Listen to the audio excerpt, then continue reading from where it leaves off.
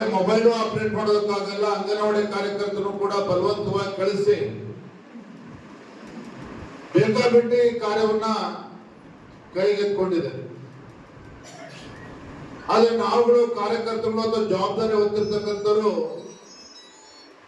BLOಗಳ ಮೇಲಾಗ್ಲಿ, ತಹಶೀಲ್ದಾರ್ ಮೇಲಾಗ್ಲಿ, ಅಧಿಕಾರಿಗಳ ಅಧಿಕಾರ ವರ್ಗದವ್ರ ಮೇಲೆ ನಾವು ಚಾಡಿ ಹೇಳೋದಕ್ಕೆ ಸಾಧ್ಯ ಇಲ್ಲ. ಆ ಸಮಯನೂ ಕೂಡ ಅಲ್ಲ. ಒಂದೇ ಮಾತಲ್ಲಿ ಹೇಳೋದಾದ್ರೆ ರಣರಂಗದಲ್ಲಿ ನಾವು ಇದ್ದೇವೆ.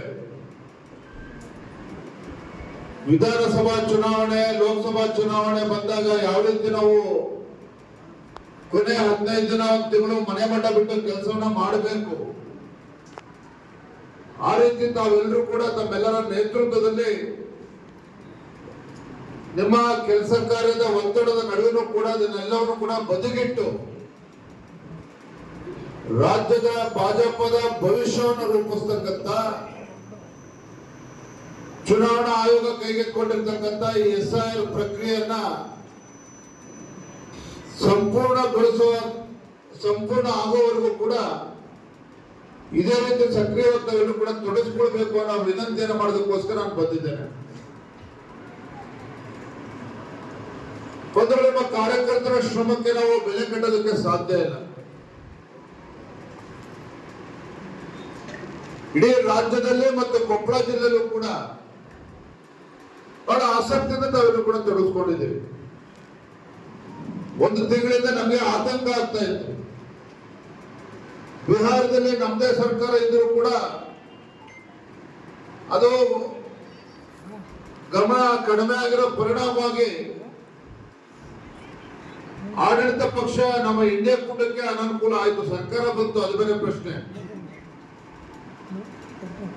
ನಮ್ಮದೇ ಸರ್ಕಾರ ಇದ್ರೂ ಕೂಡ ನಮ್ಮ ಕಾರ್ಯಕರ್ತರ ಎಡವಟ್ಟಿನಿಂದ ಅಲ್ಲಿ ಸರಿಯಾದ ರೀತಿ ಆಗ್ಲಿಲ್ಲ. ಆದ್ರೆ ನಮ್ಮ ರಾಜ್ಯದಲ್ಲಿ ಅದು ಆಗಬಾರ್ದು. 20 ವರ್ಷಗಳ ನಂತರದಲ್ಲಿ ನಡೀತಾ ಇರತಕ್ಕಂತ ಈ SIR ಖಂಡಿತ ನಮ್ಮ ಕ್ಷೇತ್ರದ ಭವಿಷ್ಯವನ್ನ ರೂಪಿಸತಕ್ಕಂತ ಶಕ್ತಿ ಇದೆ. ಭಾಜಪದ ಭವಿಷ್ಯವನ್ನು ಬರೀತಕ್ಕಂಥ ಶಕ್ತಿ ಇದೆ. ರಾಜ್ಯದಲ್ಲಿ ಮುಂದೆ ಭಾರತೀಯ ಜನತಾ ಪಾರ್ಟಿ ಸರ್ಕಾರ ಬರಬೇಕು ಅಂತ ಹೇಳಿದ್ರೆ ಅದಕ್ಕೆ ಭದ್ರ ಬುನಾದಿಯನ್ನು ಹಾಕ್ತಕ್ಕಂಥ ಶಕ್ತಿನೂ ಕೂಡ SIR ಇದೆ ಅನ್ನೋದನ್ನ ಮತ್ತೆ ಮತ್ತೆ ಹೇಳೋದಕ್ಕೆ ಪ್ರಯತ್ನ ಮಾಡ್ತಾ ಇದ್ದೇನೆ.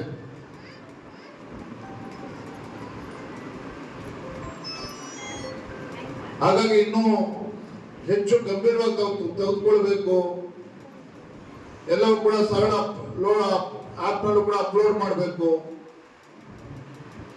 BLOಗಳನ್ನ ವಿಶ್ವಾಸಕ್ಕೆ ತೆಗೆದುಕೊಂಡು ಪ್ರಕ್ರಿಯೆ ಮುಗಿಯೋವರೆಗೂ ಕೂಡ ಅವ್ರ ಜೊತೆಲಿ ಸೇರಿ ಸರಿಯಾದ ರೀತಿ ಆಗೋ ರೀತಿಯಲ್ಲಿ ನಮ್ಮ ಬೂತ್ಗಳಲ್ಲಿ ಮತದಾರನ ಉಳಿಸ್ಕೊಳ್ತಕ್ಕಂಥ ಕೆಲಸ ಆಗಬೇಕು. ಈಗ ತಾನೇ ಜಿಲ್ಲಾಧ್ಯಕ್ಷ ಹೇಳ್ತಾ ಇದ್ರು ಬಹಳಷ್ಟು ಜನ ನಗರ ಪ್ರದೇಶಕ್ಕೆ ಹೋಗ್ತಾ ಇದ್ದಾರೆ ಅಂತೇಳಿ. ಬೆಂಗಳೂರು ನಗರದಲ್ಲಿ ಬಿಜೆಪಿನ ಹೆಚ್ಚು ಶಾಸಕರು ಗೆಲ್ತಕ್ಕಂಥದ್ದು. ಕೊಪ್ಪಳ ಜಿಲ್ಲೆಯಲ್ಲಿ 5 ವಿಧಾನಸಭಾ ಕ್ಷೇತ್ರದಲ್ಲಿ ನಾವು ಗೆಲ್ಲಬೇಕು ಅಂತ ಹೇಳಿದ್ರೆ ನಮ್ಮ ಮಂಡಲದ, ನಮ್ಮ ವಿಧಾನಸಭಾ ಕ್ಷೇತ್ರದ, ನಮ್ಮ ಬೂತ್ ನ ಮತದಾರರನ್ನ ನಮ್ಮ ಬೂತ್ ನಲ್ಲೇ ಉಳಿಸ್ಕೊಳ್ತಕ್ಕಂಥ ಕೆಲಸ ನೀವುಗಳೇ ಮಾಡ್ಬೇಕಾಗಿರತಕ್ಕಂಥದ್ದು, ಬಹಳ ಗಮನ ಕೊಡ್ಬೇಕಾಗಿರ್ತಕ್ಕಂಥದ್ದು. ನಾವು ಬಹಳ ಅಲ್ಪಸಂಖ್ಯಾತರ ಬೂತ್ ಬಗ್ಗೆ ತಲೆ ಕೆಡಿಸ್ಕೊಳ್ತೇವೆ. ಫಸ್ಟ್ ನಮ್ಮ ಮತದಾರನ್ನ ಉಳಿಸ್ಕೊಳ್ಳುವಂತ ಕೆಲಸ ಆಗಬೇಕು.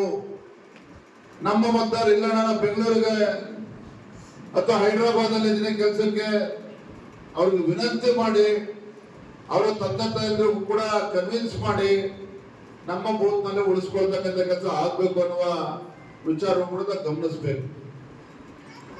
ಎರಡನೇದು, ಮಾನ್ಯ ನಮೋಶಿ ಅವರು, ಸುಶೀಲ್ ನಮೋಶಿ ಅವರು 4 ಬಾರಿ ವಿಧಾನ ಪರಿಷತ್ ಸದಸ್ಯರಾಗಿ ಶಿಕ್ಷಕರ ಧ್ವನಿಯಾಗಿ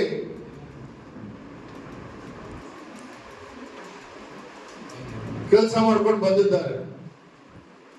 ಈ ಚುನಾವಣೆ ಬಹಳ ಗಂಭೀರವಾಗಿದೆ. ಕಾರಣ ಏನಪ್ಪಾ ಅಂತ ಹೇಳಿದ್ರೆ ಆಡಳಿತ ಪಕ್ಷಗಳು ಕೂಡ ನಮಗಿಂತ ಹೆಚ್ಚು ಆಸಕ್ತಿ, ಉತ್ಸಾಹದಿಂದ ಕೆಲಸವನ್ನ ಮಾಡ್ತಾ ಇದ್ದಾರೆ. ಮತದಾರನ ಎನ್ರೋಲ್ಮೆಂಟ್ ಕೂಡ ಮಾಡ್ತಾ ಇದ್ದಾರೆ. ಹಾಗಾಗಿ ನಾವು ಯಾವುದೇ ಕಾರಣಕ್ಕೂ ಮೈ ಮರೆಯಬಾರದು. ನಮ್ಮ 5 ವಿಧಾನಸಭಾ ಕ್ಷೇತ್ರದಲ್ಲಿ ನಮ್ಮ ಚುನಾಯಿತ ಪ್ರತಿನಿಧಿಗಳು ಚುನಾವಣೆಯಲ್ಲಿ ಸ್ಪರ್ಧೆ ಮಾಡಿರ್ತಕ್ಕಂಥವ್ರು, ಮಾಜಿ ಶಾಸಕರುಗಳು ನಮ್ಮ ವಿಧಾನಸಭಾ ಕ್ಷೇತ್ರದಲ್ಲಿ ವೋಟರ್ ಎನ್ರೋಲ್ಮೆಂಟ್ ಕಡೆ ಗಮನ ಕೊಡ್ಬೇಕು. MLC ಚುನಾವಣೆಗೆ ಮತದಾರರನ್ನು ಕೂಡ ಮಾತಾಡಿಸುವಂತ ಕೆಲಸ ಆಗ್ಬೇಕು. ನಮೋಶಿಯವರು ಮುಂದೆ ಅಕ್ಟೋಬರ್ ಮಧ್ಯದಲ್ಲಿ ಅಕ್ಟೋಬರ್ ಕೊನೆಯ ವಾರದಲ್ಲಿ ನಡೀತಕ್ಕಂಥ ಚುನಾವಣೆಯಲ್ಲಿ ನಮ್ಮ ಕೊಪ್ಪಳ ಜಿಲ್ಲೆಯಿಂದ ಅತಿ ಹೆಚ್ಚು 70% 80% ಅಷ್ಟು ಮತ ಬರುವ ನಿಟ್ಟಿನಲ್ಲಿ ತಾವೆಲ್ಲರೂ ಕೂಡ ಸಂಪೂರ್ಣ ಶ್ರಮವನ್ನ ಪ್ರಯತ್ನ ಹಾಕಬೇಕು ಅನ್ನುವ ವಿನಂತಿಯನ್ನು ಕೂಡ ಮಾಡ್ತಾ ಇದ್ದೇನೆ. ಒಂದು ವೇಳೆ ರಾಜ್ಯದಲ್ಲಿ ಬಡವರ ವಿರೋಧಿ, ರೈತ ವಿರೋಧಿ ಕಾಂಗ್ರೆಸ್ ಸರ್ಕಾರ ಇದೆ. ಕಳೆದ 3 ವರ್ಷ ಹಿಂದಿನ ಮುಖ್ಯಮಂತ್ರಿಗಳು ಸಿದ್ದರಾಮಯ್ಯನವರು ತಮ್ಮ ಕುರ್ಚಿಯನ್ನ ಉಳಿಸ್ಕೊಳ್ತಕ್ಕಂತ ಪ್ರಯತ್ನವನ್ನ ಮಾಡಿದ್ರೆ ಹೊರತು ರಾಜ್ಯದ ಅಭಿವೃದ್ಧಿಯನ್ನ ಮಾಡಲಿಲ್ಲ 3 ವರ್ಷಗಳ ಕಾಲ. ಅಹಿಂದ ಹೆಸರು ಹೇಳಿಕೊಂಡು ರಾಜ್ಯದಲ್ಲಿ